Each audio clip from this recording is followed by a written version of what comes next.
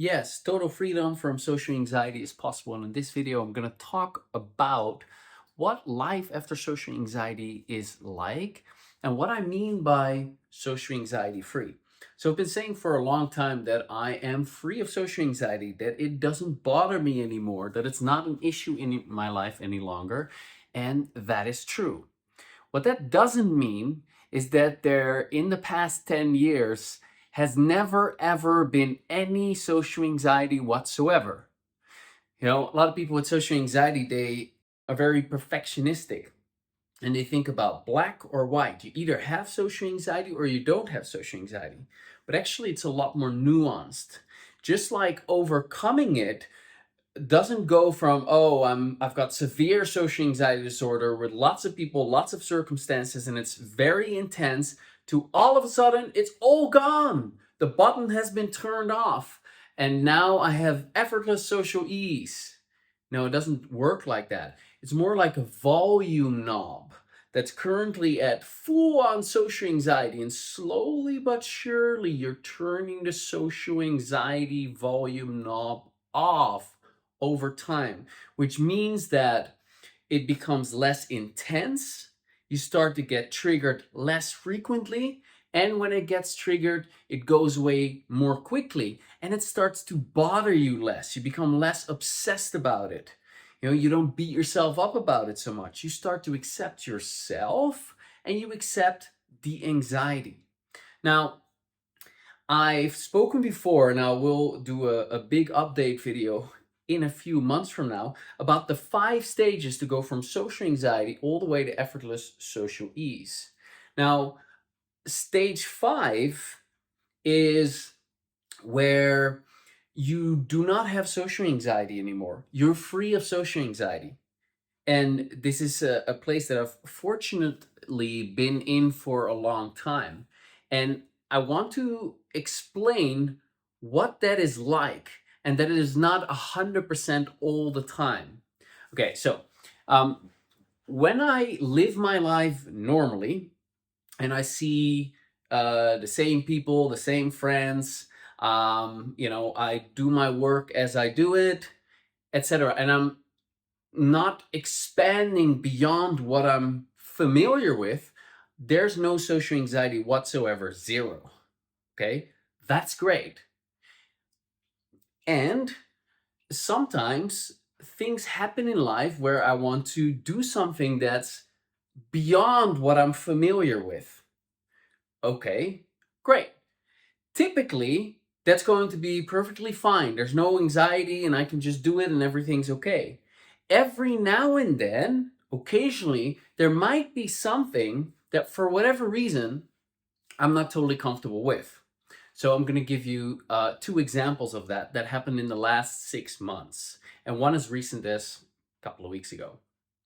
So one was where I went to a successful entrepreneur meetup, and it was like a workshop presentation where you were required to participate. And I thought, hey, that's interesting. I'm going to go to that. That sounds cool. And when I ended up in the workshop, I actually found myself feeling a bit anxious, like maybe a 3 or 4 out of 10. Very unusual. So I didn't expect that either, though I did also feel a little bit of anticipatory anxiety as I was walking towards it. I was like, wow, that's interesting. I don't know what that is about. Right? I'm kind of habitually already tapping just as I'm talking about it. Anyway, so when I got there and the talk started, I noticed that I was feeling anxious. And so I instantly started tapping, right? I started the finger tapping. And then there wasn't any upset about the anxiety. There was just like, okay, this is what's happening. I'm feeling a bit anxious. And I just accepted and allowed the experience.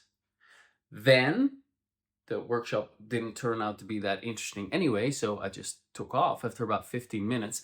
I went to my seat at the co-working space that I was at. And I was like, all right, so why was I feeling anxious in that situation? I literally asked myself that question. What was it that was threatening? Not a question I asked. And then whatever the answer was, to be honest, I forgot what it exactly was. that's what then became my tapping target, and I just started tapping on that. And whatever that thought was, or whatever the feeling I had in my body, was what I then began to calm down with the tapping. And I use a variety of techniques, in particular, intention tapping by Steve Wells, psychologist, is very powerful. And I was just sitting there asking myself these questions. Okay, what was threatening about that situation? What was in the way of me feeling comfortable there? You know, did I feel that I had to come across in a particular way? What was I afraid of that might happen? What was the worst case scenario that could be happening? And anyway, I was just running through a bunch of those questions to see if I could uncover any targets to tap on, any fears, any beliefs, any emotionalized thoughts or feeling in my body or negative emotions. And then I just tapped through it. In the end, I was like, all right, will I feel comfortable in that situation next time? Do I expect I'm going to feel comfortable in that situation next time? If not, why not? Well, perhaps I came up with an answer. Well, no, because, well, then whatever my answer was to that, that became the next tapping target until I anticipated that I would be comfortable in that situation. Now, I didn't actually go back to the workshop this time because I had already decided that the workshop wasn't worth my time. But true reality testing would mean that I would go to a similar workshop next time and see how it would be then. This is what I've done in my life in addressing my social anxiety over and over. I've used the tapping on things that would trigger anxiety. Then I would neutralize the anxiety in my body. I would get rid of my negative expectations. I would detach from the outcome. I would make myself calm thinking about this experience, and then I would go have the experience, and I would deal with any other little triggers that might have come up.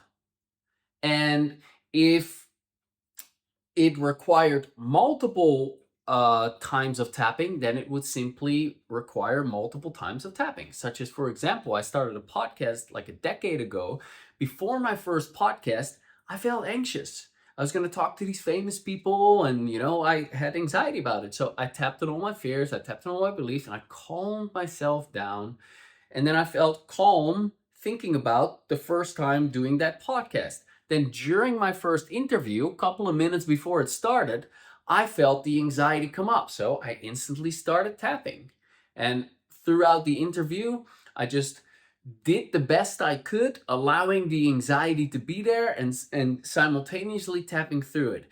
After the podcast, I tapped on all the things that came up, doing a similar process of what I just explained that I did with the workshop a couple of months ago.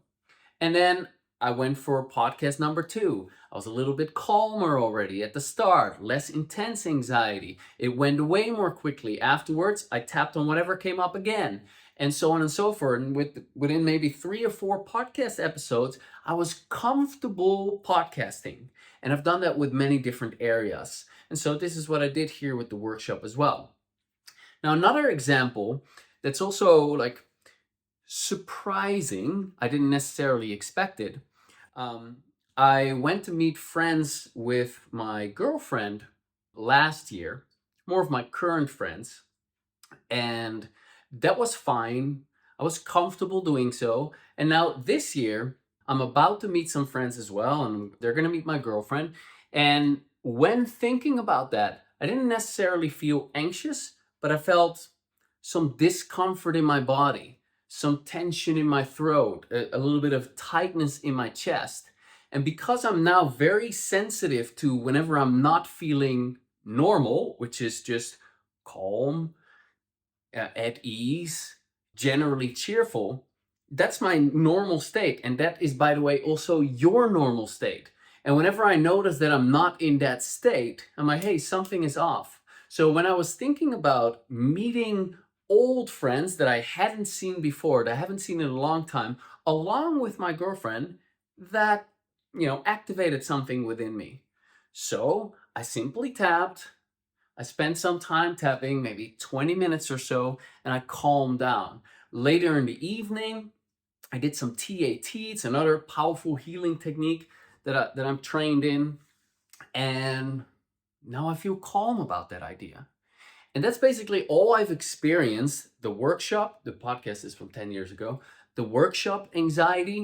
So that might have been an experience where I had anxiety at a 3 or 4 level, and it took me about 20 minutes to work through it, which was several months ago. And then now I had a little bit come up, which took me 20 minutes of tapping and maybe 15 minutes of TAT to work through. And that's it. So that is actually what I consider free of social anxiety. When you are in your normal comfort zone, you feel free of it. There is no reason to feel any anxiety, okay? And when you then expand your comfort zone, you do things that are outside what you're familiar with. It's possible, though it's not absolutely going to happen, but it's possible that there's some discomfort there. It might be because of the unknown. It might be because there's some kind of an old trigger that you haven't yet addressed, and it didn't get triggered because you didn't put yourself in those particular situations. Well, if that happens, I'm not going to go, oh my God, my social anxiety is back. No, what a disaster. No, I'm like, okay, interesting. I still have a little trigger here. I'm curious about what that is like. And because I've been fortunate enough to learn these techniques, I'm like, all right, great. So this is an opportunity for further growth. I can now begin to work on this so I can include that as well in my comfort zone. So I'm expanding the people, the circumstances, and events that I'm comfortable with.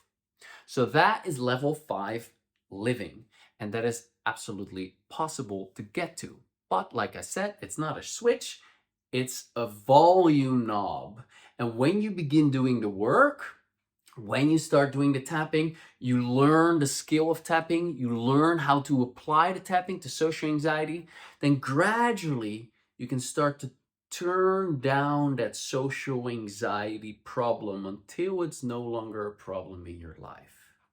Now, if you want to get very inspired by hearing some people share, people that I coached or people that are part of our social confidence club, how they overcame their social anxiety disorder using this tapping approach, go check out one of these interviews here right now.